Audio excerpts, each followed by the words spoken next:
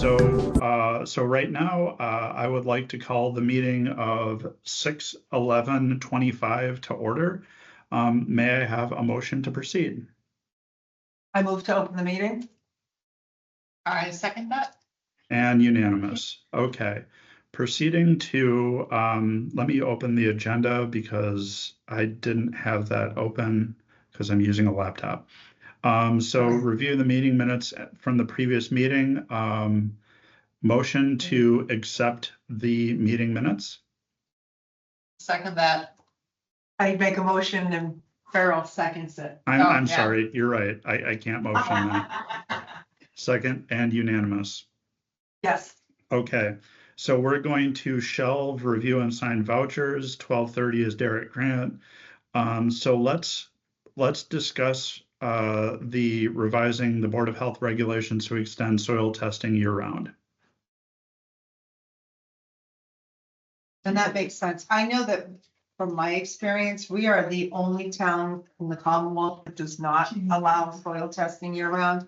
It used to be seasonal because of droughts and everything else, but now they look at the striations in the earth and they go by, you know, the historical and reference in the modeling and everything. So it does make sense that we change this bylaw to conform with the state, and to, especially now that we use modeling, we don't use strictly, you know.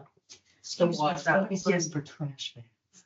Mike, could you grab that? She wants trash bags. Yep. Thank you. Thank you. Okay. One wants trash bag, yellow 2013.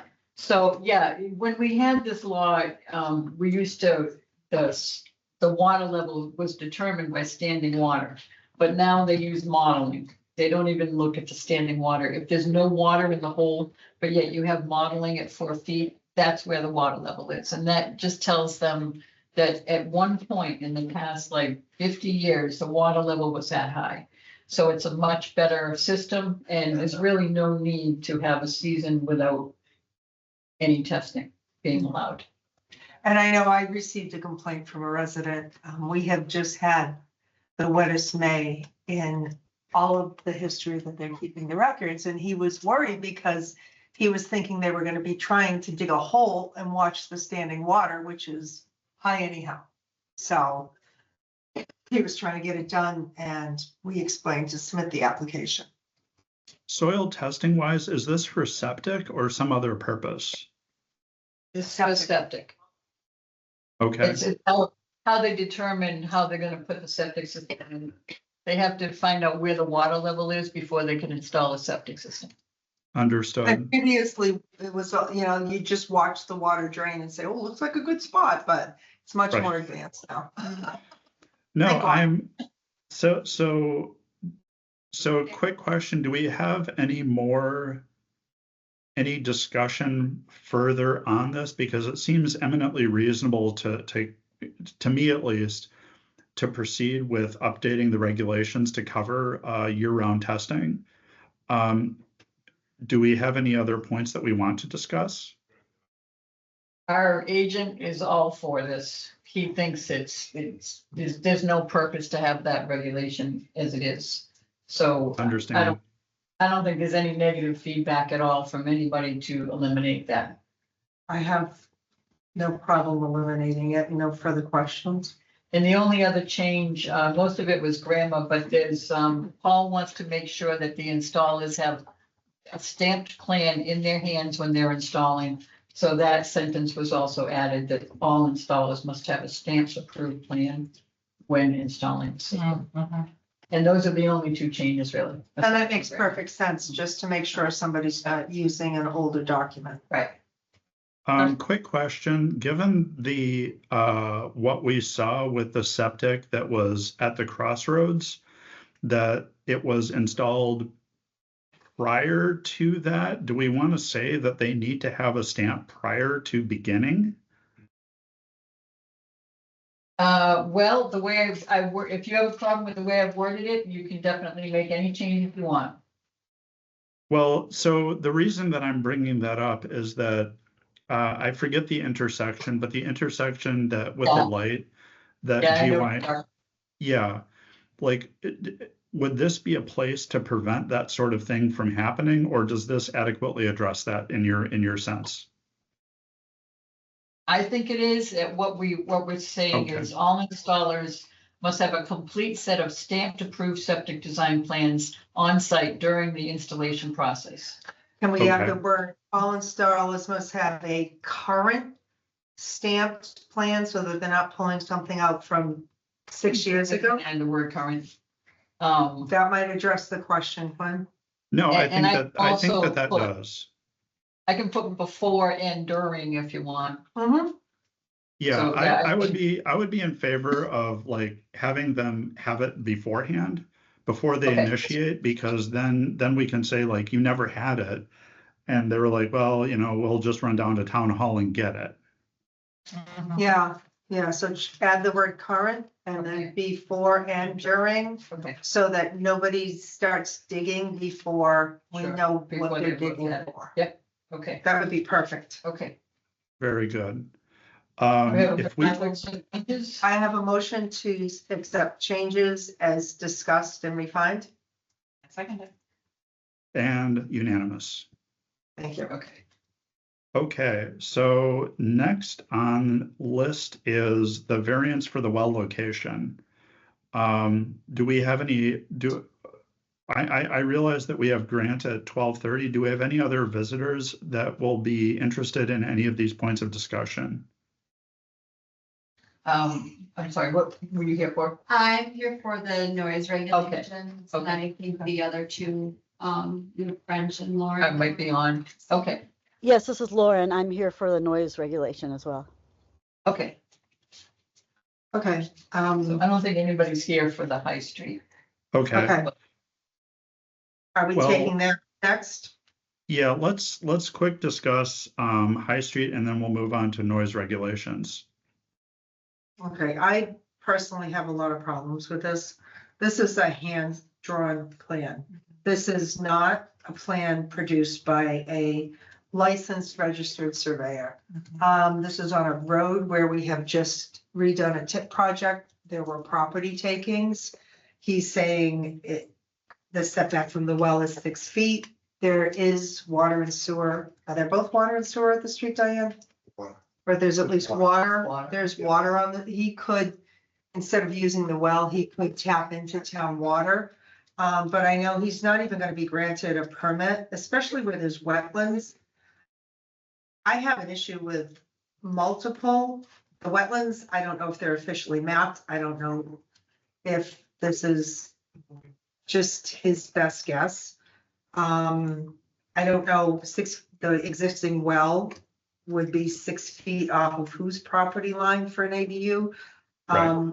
I see a multitude of issues, and like I said, until I get something official from a registered land surveyor, this to me is useless. Yeah.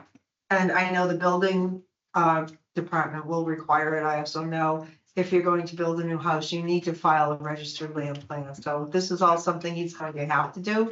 So I would not approve anything until we saw a plan, and I would think he would be capable of tapping into the town water. That would solve a lot of potential issues with the septic and the wells.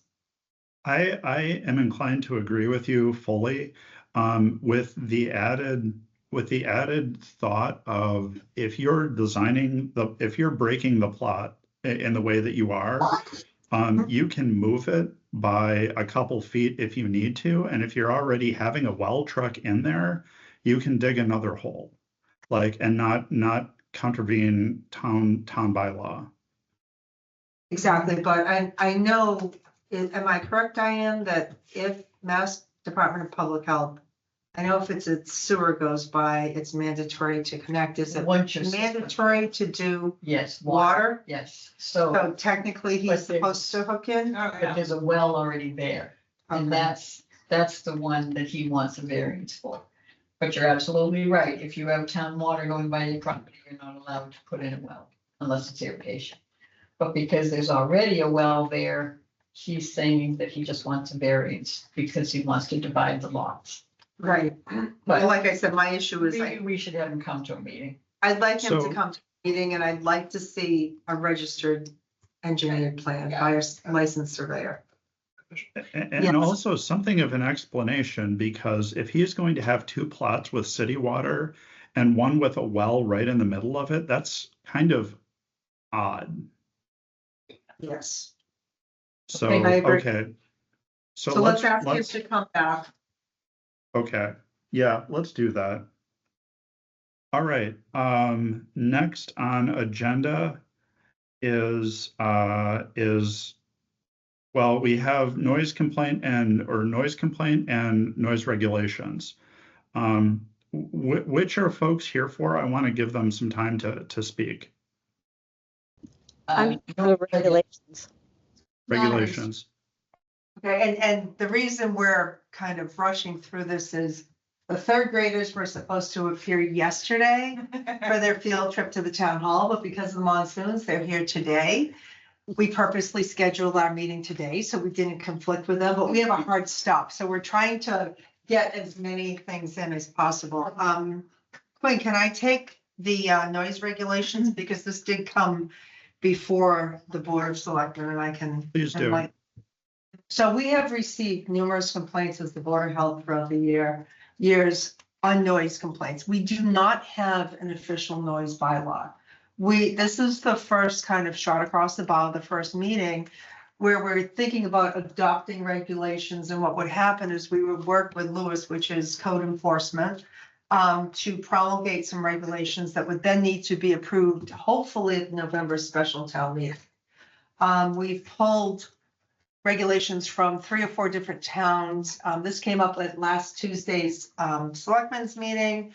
I said, you know, we get, as Upton has become more and more developed, we get more and more noise complaints. We're closer to each other than we ever were before. It makes sense to have them. So the board would have to we have 4, 5, 6 examples of existing noise complaints in towns. We will go through those, but we thought it prudent to listen to the neighbors and see what you have to say and what your concerns are. But know that this is going to be an ongoing process. This is not a one and done. There'll be public comment, and, you know, feel free to check in at any time. But, so I don't know who would, go ahead, Quinn.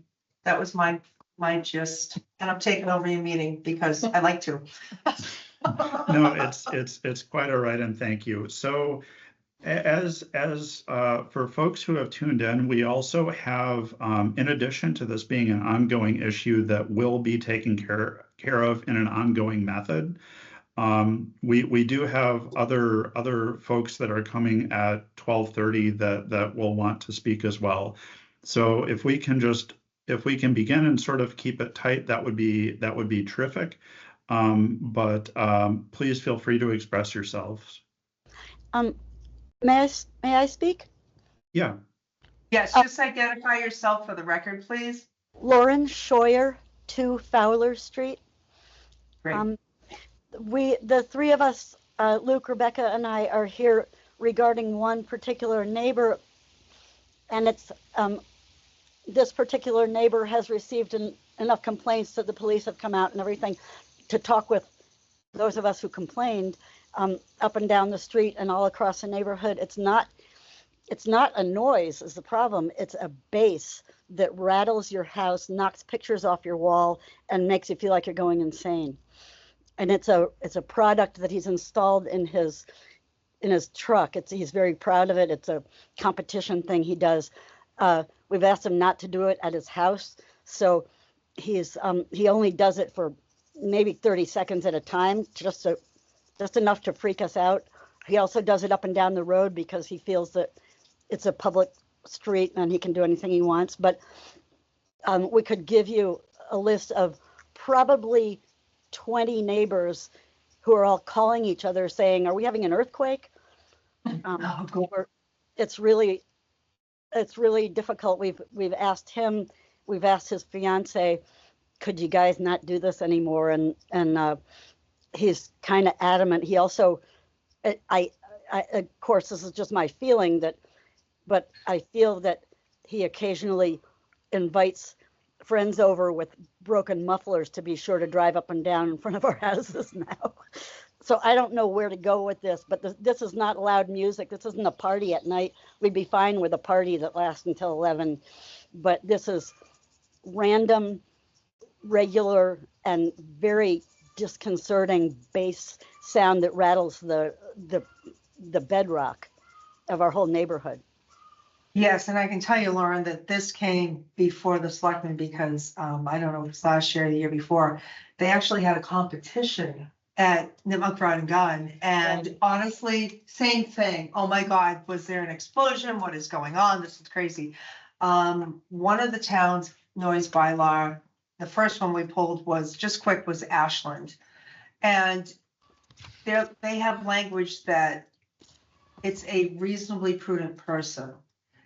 You know, something that annoys them. Yes, it would be things like certain times, like you can't run your leaf blower or your lawnmower between, say, 9 at night and 7 in the morning. But I think if you read those, it's also things that are jarring because, for example, Farrell's here with Prairie, who is gorgeous, but she's only 10 weeks old.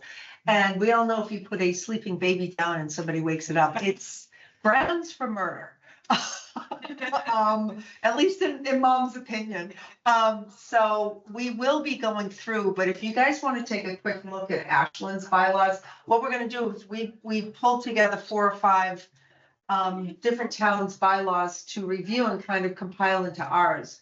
If you send Diane an email, I think she could show you the towns we are looking at. And feel free to comment back and say, hey, I really like this, or I don't think it would cover it, because this is what we're trying to prevent. Everyone has the right to enjoy their property. You know, we understand you have to mow your lawn, but I know, for example, Ashland's says if you're working on a vehicle, or, you know, say you're working on a diesel and you've got to run the engine, it needs to be inside an enclosed garage on someone's private property. So if you guys all want to send an email to Diane, she can show you the various regulations, and we'll have more meetings. And if you want to come back and comment on it, I think that would be wonderful, because like I said, we need to hand in hand with code enforcement, because some of it would be, you know, there's various issues, but at the moment we allow commercial construction 7 days a week. And one of the towns had no commercial construction on Saturdays or national holidays. But if you wanted to build your deck as a homeowner on a Sunday, not a Saturday, on a Sunday, you would be able to, but not necessarily have the framing crew next door. So. So as part of that, Lauren, thank you for your statement. I would also like to share that even bass is measured in decibels, which is traceable. So any sound you can measure it, which could be captured in this ordinance. So it would not necessarily be out of scope, even if it were sudden. But Laura, I do have a couple of questions about. So I reviewed Ashland's, and I had a couple thoughts on it. The first is it specifically calls out leaf blowers. I would, instead of leaf blowers, say like gas powered leaf blowers or gas handheld equipment, because I have an electric leaf blower and it's very quiet. I don't think that it's disturbing anybody. I would like to think. I think the same is for gas powered mowers as well. Right. Well, it calls out mowers, I think. If I remember the legislation, it says no yard work or lawn mowing or something between this time and this time. And then it calls out leaf blowers specifically. The other thought that I had reviewing this is it doesn't make any allowances for commerce. And I don't know if, for instance, the train yard that is just down the way from us, they blow their whistle like in the middle of the night. Mm-hmm. Most of these are exempt. Yeah, most commercials are exempt. And that's where Lewis and both the fire department will come in, because the railroad has its own rights. Thing. And they're pretty extensive, but we do try, Diane's had noise complaints and it's really, it's different. But you ones can't that- control some of the commerce, you've got a business that runs 24/7. Right. In a commercial zone, you're fine. But most of these noise regulations are pointed directly at individual residences or residential areas. And I think, Quinn, they're old enough that they probably don't call out the electrics because they probably weren't a thing back then. So, And I think we have to be careful of putting out like not to exceed 40 decibels. This is a noise meter and the noise, the ambient noise, like even in town hall can be one thing. And you go across the street and the ambient noise can be dramatically different. And just speaking can raise the decibel 10 points. So I think we have to be very careful. Some of these regulations actually say, not to exceed so many decibels, but ambient can be different all over the place, which is why I really like the DEP regulations. But I think we do have to go through all of these and try to piecemeal sections of it. I think so, and I think the more, if you guys want to look at everything we're looking at, it helps the three of us.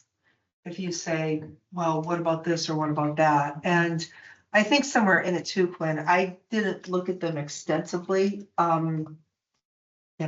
My job requires me to work Friday, Saturday, and Sunday nights, so that's just where I'm at. But I think a lot of common sense, so like a lot of it's that a reasonably prudent person, and then it gives the police department flexibility as well. If you show up and say, look, we've had extenuating circumstances in our house. The lawn is now a foot high. I know it said, please don't mow after 9 o'clock, but we just need to finish it tonight because we're leaving or we're here specially. Common sense, I think, would, especially with our police department, who's wonderful. But I think the noise regulations are about people who do it constantly, not that one-off time.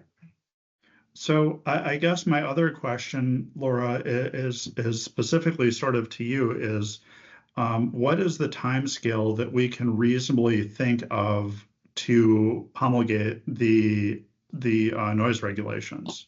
I think the warrant opens up in the end of August, beginning of September. So I think we have 2 months to take a look at this. We can call a meeting with Louis. We can have another meeting in regards to this.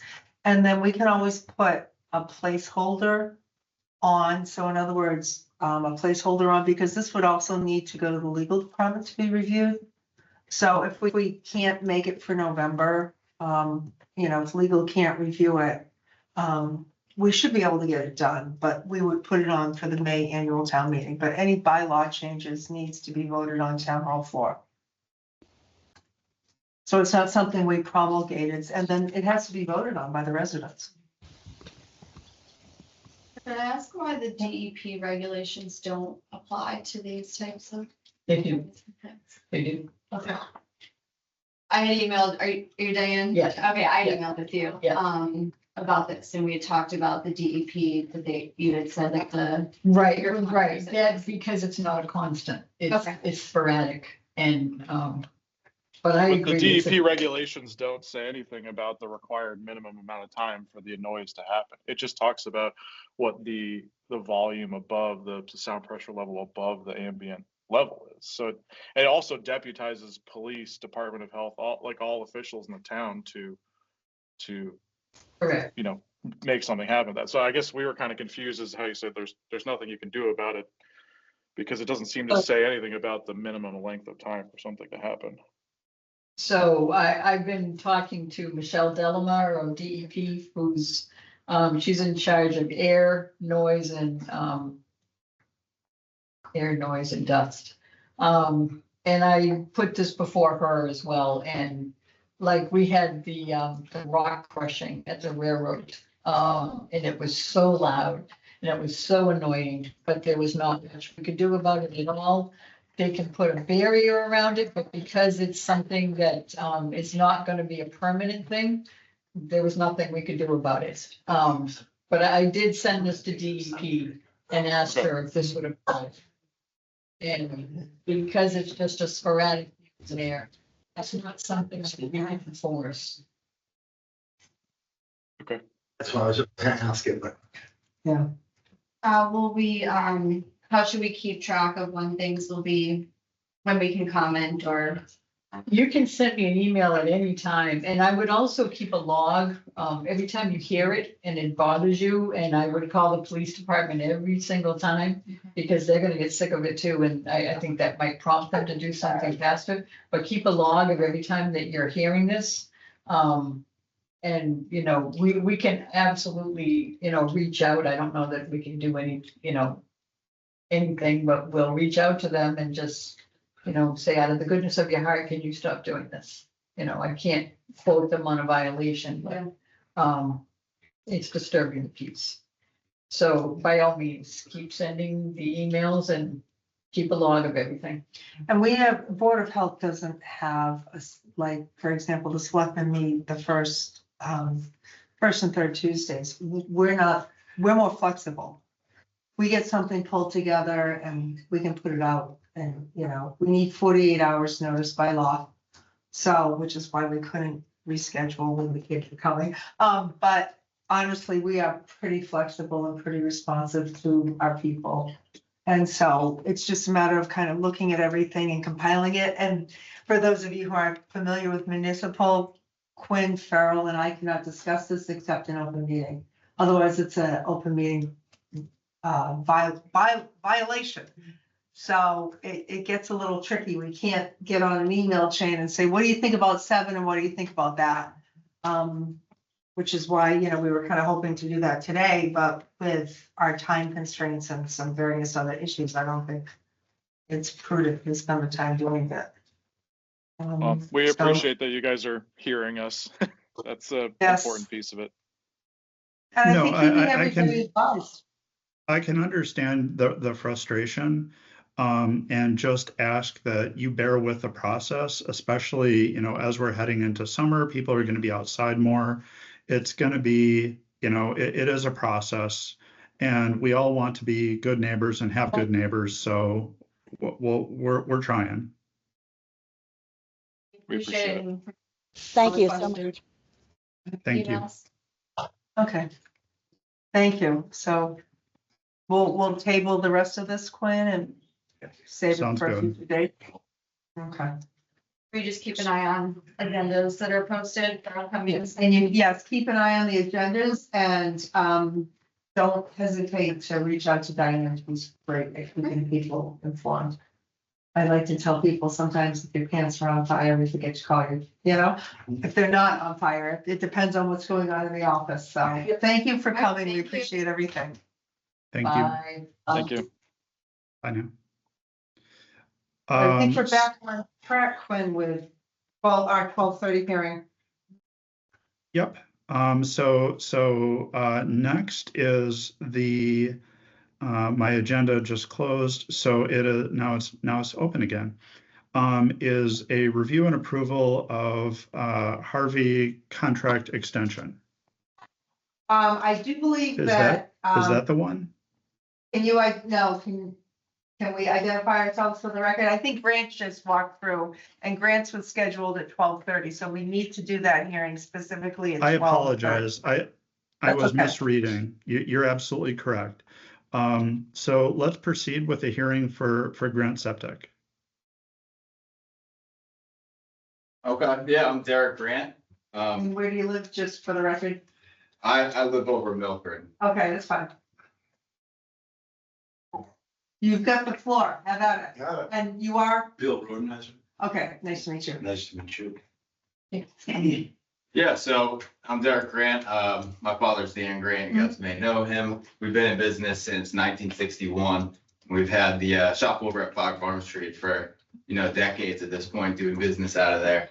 And the reason why we're here today is because the cease and desist letter that we got. Mhm. So we're just here to speak about that.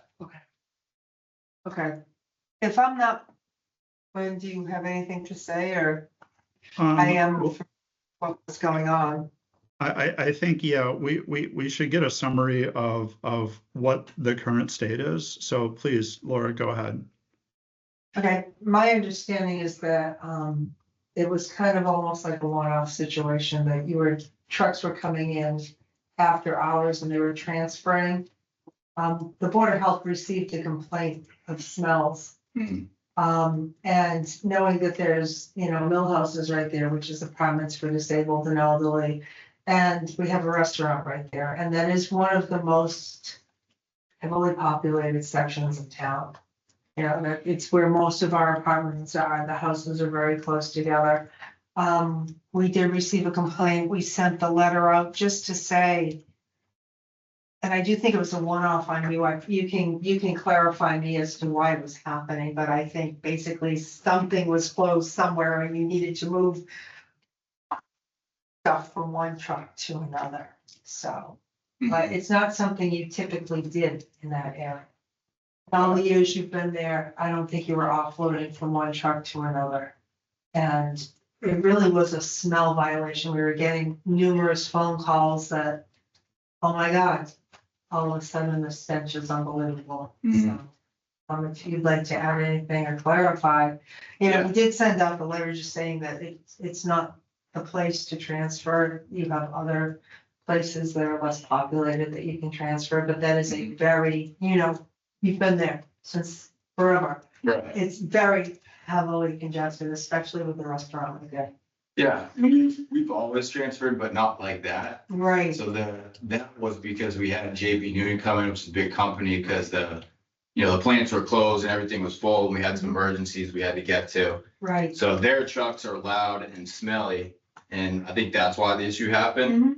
So, I mean, if it sounds right, we just don't have them come back and we just store our tankers there. Is that okay? I think, speaking for myself as one member of the board, that would be perfect. My understanding was when we called you, you were more than accommodating and said it really was a one-off emergency situation. I think I spoke to you.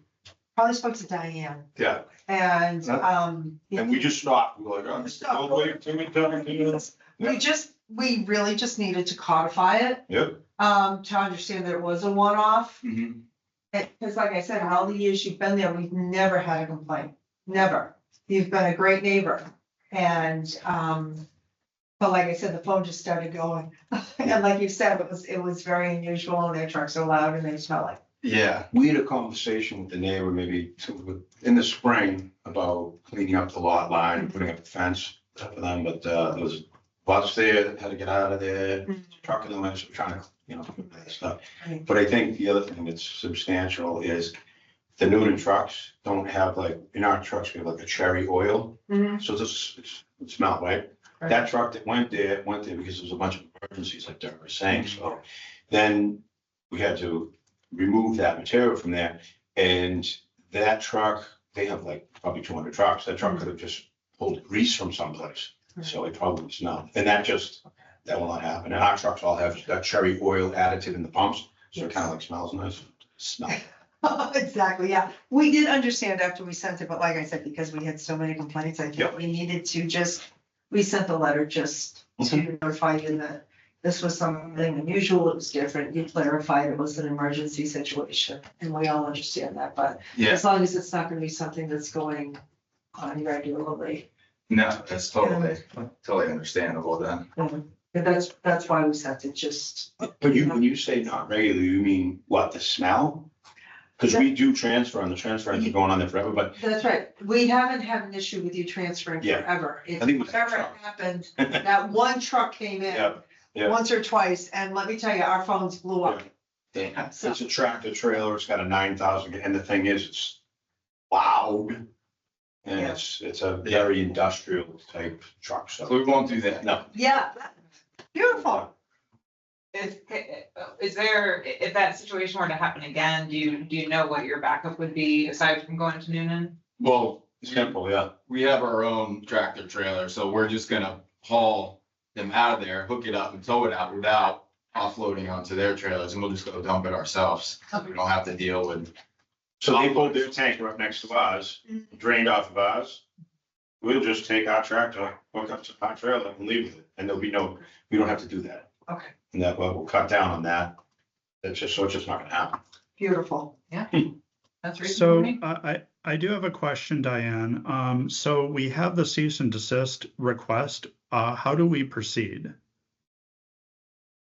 I'm not sure I understand. So you are going to allow them to transfer on this site then? Is that what you're saying, Laura? I think they've been transferring for years, but I think the issue was this one truck that doesn't have the controls. Am I correct? 100%. It's an outside contractor that, because our truck was doing other things, and we had to, you know, move the stuff in the plant because it was done on when the plant closed. We had to get it out of there, and we obviously didn't anticipate that it would be that. But since you've been there in the '60s, you've been transferring without any complaints, am I correct? Yes, Truck to it's usually small quantities, like only 1,000, 2,000 gallons at a time, but they pull 9,000 off that truck, which takes a long time to do, and it smells and it's loud. But we've been mitigating all of that, you know, throughout the years. And it's our trucks now. Can you explain why you have to transfer? Why don't you just go right to the facility with your trucks? That's a great question. So, I mean, say we have an emergency on the weekend and all of our trucks are full, we have the tankers there. So if one of our septic trucks is full, we can't service an emergency on the weekend, help someone out in town. We have to offload onto the other trailer, so we have room to go get that emergency, because the treatment plants are all closed on the weekends. So we even have to like 3. Someone close at 3, or if it's a holiday, or if they're not open. So the only time you actually transfer on Farm Street is when there's an emergency. Yeah, it's not like we're just using that as a regular dump site. We just use that in case of emergencies and offload onto, you know, the trailers when needed, so, you know, we can do business, help people. So I guess my follow-up question to that would be, that said, with the current cease and desist, how would you prefer that be modified to control for the situations that you're describing, so that it isn't, so it doesn't result in an issue like we saw? How would we suggest? Is that what you I said? guess, how would it be suggested? Because we want What do you to you be able to want? do business. That makes sense. We But just, I'm sorry? we just want to be able to, we want you to be able to do business, but we want to be able to control the situation such that it's not disturbing your neighbors. Yeah, but we don't have a problem with that. We don't disturb our neighbors either. So how would we suggest, I mean, we just want to continue to operate as we are, but we're not going to bring in those large vacuum trailers to evacuate the other trailers, because that's what caused the whole problem. Because our trucks, our individual trucks have an oil in them that we have it so that when you're at a customer's house, it doesn't smell like that. And you're, Right. you know, pumping tank. I mean, a lot of companies don't actually use it. It's kind of expensive, but that's what we do because of the area that we're in. Yes, thank you. Thoughts, Diane? Is your wheels? So I guess, you know, we can modify that to say, you know, should we get more complaints, we're gonna have to be back here again. So I'm hoping that we don't get more complaints, but I mean, yeah, if you can make it a point not to do the 9,000 gallons, that usually you do about 2,000, and only in an emergency, you know, Yeah. I think that's how, if that's how you've been operating, if you continue to operate your business the same exact way, we're not getting complaints. Right. If we do start getting complaints, we'll have to address it then. Yeah. We've been there for years, and never had complaints, you know, because it's only been an emergency and a small, Right. amount, you know. I want to be definitely very respectful of everything that's gone on, and I have, because when I first spoke with you, you were fairly adamant. I said, okay, we're done, we won't do anything, but it's at tremendous cost to the business for the last 4 or 5 weeks. so it's not just an emergency then, and that's, I guess that's. Well, no, it's the way that the business is operated consistently under pre-existing non-conformity. It's just the way it's been. And I'm not trying to be difficult, and we've been very respectful, and we will continue to be. Obviously, our neighbors, I went and talked to neighbors, who were fence, and I even offered trees and they said, no, we don't need the trees, just a fence. I said, okay. We want to be great with the neighbors, but that's, if the truck comes back and it's got material on it and it needs to, I don't know if it's an emergency or for whatever reason, it needs to transfer. I don't want to get stuck like kind of parsing words about what is and what isn't. I'm totally fine with the idea that we don't want to be disturbing our neighbors. I don't think it's ever been the intention to disturb our neighbors. And we certainly, I mean, there's pretty much an industrial guy across the street. There's, you know, another business to the right of him, and then there's really those two major residents, one guy across the street and the next one. And we definitely want to be friendly with them. But I want to be able to make sure that we can continue to operate the business really. And we want, the whole thing happened because we brought an outside contractor in because we just were overwhelmed. And we do that at other facilities where there's not this proximity to residents, right? So we're just not gonna do that anymore. We're not gonna have that truck come in to make that amount of disturbance. We have other ways to do it. We can just haul the whole truck away. So I guess we can release them from the cease and desist. Should we get any further complaints, you know, we can release them so as they can continue to operate on an emergency or as needed basis, but should we get any further complaints, we may have to readdress the issue again.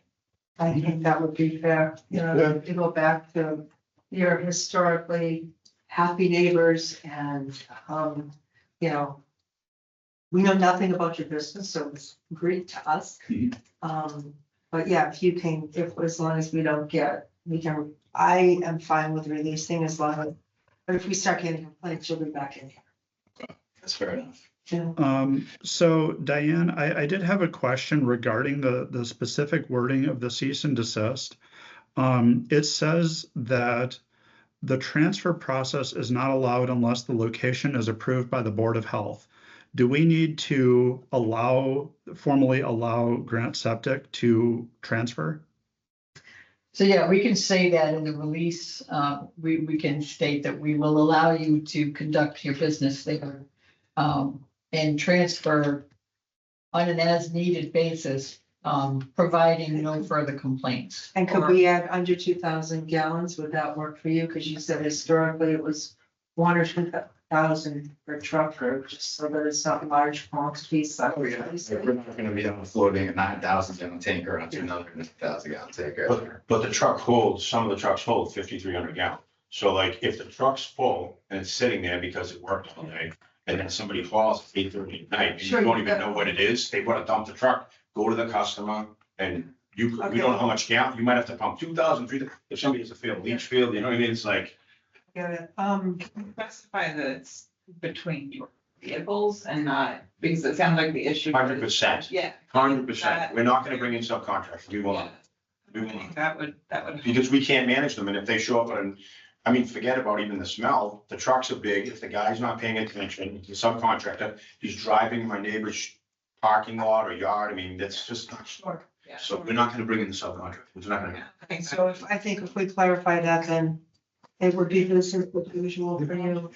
I'll type it up, Quinn, and let you guys look at it before I send it off. Okay. Terrific. Thank you so much, Diane. And thank you to both of you. I'm sorry I misplaced your names and didn't write it down, but it was a pleasure speaking with you.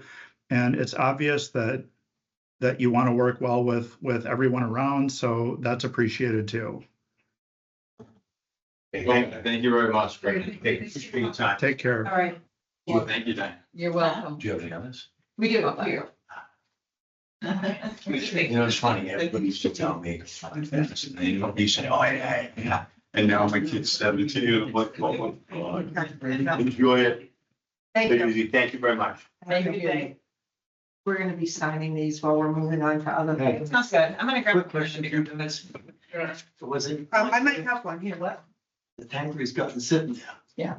It's probably 90,000, Right, but his 50,000 gallon tanker, Right. 50,000, not 9,000, 50,000. Right, but his trucks won't be. Yeah, we had sitting there, because I was there that week, that thing was there all week long, that truck. The Noonan one? Whatever truck Like, it I was, just yeah. hate to tell you, Yeah. we have a hard stop in 10 minutes, so we have to go flying. No, I just want to, you know, I'll just so, want to do the little kids. no. Okay, so actually, I just want to let's- know, Frank is bigger than what he said it is. so judging by criticality, what should be our next point of discussion? So right now, we're gonna sign, food permits, well permits, Should we go over the rooster complaint? Because- sure, I'll go over that while they're signing, if that's okay. It is. I'll go over the complaint. So I did get a call from a resident who is complaining about a rooster that starts crowing as soon as the sun comes up. Unfortunately, we do not have any rooster regulations, so there wasn't really anything I could do for her. I have looked into rooster regulations, and I'd like to talk more to the board about that, but I think we're gonna have to table it until our next meeting. But what we could do is do a special permit for a rooster where they try to keep the hut as dark as possible for as long as possible. And they're allowed the rooster, providing there's no complaints. But we can go over all that. I have a sample, Mendon has rooster regulations, so we can look into that, or we can, the adage has always been that Upton is a farming community and therefore Mhm. roosters are allowed. So roosters have to be allowed somewhere or there wouldn't be any chickens. So, something we have to talk about, in the future. And that's what you say when that's what you said when you came out to us, but Yeah. basically, you're Yeah. fine as long as you have good complaints. Yeah, Yeah. it happens. Yeah, And we haven't had one in a while. Yeah. But like we told, she called me, and she called too, and we called, go talk to your neighbor about it, see if you can. Just show me No, I want to talk to my neighbor. oh, I'm like, you know, it's gonna be a wheel, when you sit, you know, you don't talk to neighbor, I go to neighbor, next time you meet your neighbor, it's gonna be like. Yeah. You know, I wanna be anonymously, I'm like, your neighbor, they're gonna know it's you. So do we need to motion to table things or not? Parliamentary procedure, how do we proceed? So right now, we're signing food permits and the well permits, and they're going over the septic permits. If you don't mind letting Mike give a real quick presentation, no, he's got some real important things, otherwise I'd say table that, but, okay. Yep. Mike, you have the floor. So short and sweet, I don't know if I told you, Lady Rock from Connecticut, 9 dogs. Yes. Yes. That's where I Remember. So. The lady, the veterinary turned into MDR, which turned into nothing, because I knew what I was talking about, but we found homes for all of them. yep. We're free and clear. And then we have a veterinarian called me yesterday about a cat having MRSA. So Diane reached out to Mike Cahill and stuff. That's a vet take care of it, nothing to do with us. It's just like, he's the state epidemiologist. Okay, Thanks. Lab. yeah, so, nothing but, a lot of wildlife calls, a lot of weird stuff. This is. How are the raccoon, But yes. rabbit raccoon? Well, I have had to put some down. So, but, you know, I don't think, the ones I put them down, I think all hit by a car, because most of them all been on the side of the road. Years. Okay. So I'm putting them down, bagging them, put them in the freezer, take care of them, just throw them in the woods, like the DPW. Right, right. Yeah. This is the one that- Yeah, so, no, everything else, just phone calls and just, Yeah, okay. last 3 months is the busiest I've ever been in this job. Wow, I swear, wow. everything came out of the woodwork. I'm going here, from here, I'm going to the Mill House, Department 112, checking a The cat. cats? I got a phone call, police phone call at 2 o'clock in the morning. They just called me a little while ago. They told me now to check on it. I don't know how it's gonna go with Mill House. The lady on there is just, she needs to get motivated. Is this the same one that had the, No, that were just? different apartment. Okay. This is the third different apartment I've been to in the last, month and a half. Do you have any questions? Mike, I had a quick question. Yeah. The cat with MRSA, was that a stray or was that somebody's pet? Somebody's pet. Understood, thank you. Yeah, so the vet came in, gonna cut its nails. Cat was out of control, she's gonna tranquilize it, seen the open room, questioned the open room. Lady left, so she got documentation, got documentation from somebody else, from a Vanilla vet or something that had it. Then she called me on it, you know, So when I talked to the epidemiologist, I talked to two people from the state and they were kind of like, yeah, there's nothing you need to do where that should be the responsibility between the veterinarian and the cat owner.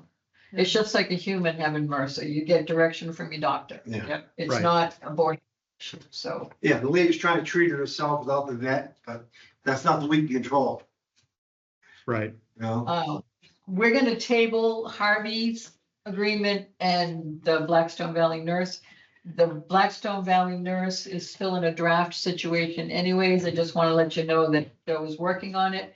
As far as the Harvey extension, this is because we didn't go out for bid. We're just gonna extend the Harvey contract. Okay. Bill wants to do a more formal, instead of this one-page one, which is what we've always used. He wants to do a more formal, like 2 or 3 page document. So, as soon as I have that ready, I'll let you all know and you'll have to come in and sign it. And I spoke to Joe this morning and he said it has to do with procurement and the Board of Health, Board of Selectmen, wrong hat, approved it before. We're gonna bring it up on our Tuesday meeting to approve it and give him authority to execute it. So, Which he's always done, but. which he's always done, he's just crossing the That's okay. Ts and dotting the Is and. All right, the last thing I have, and we're rocking through this, It's just fine, it's for me. the board that Lori Wooden is on, the Green Committee, something Upton, Sustainable Upton, thank you. So as you know, we did the air quality monitors all throughout Upton, which are working great. But now that all the smoke is starting to come down from Canada, we're getting some really high readings. So they're setting up a URL where anybody that signs up to be notified, anybody with like breathing problems, they can get an email saying, look, the level is this high and we just wanted to advise you.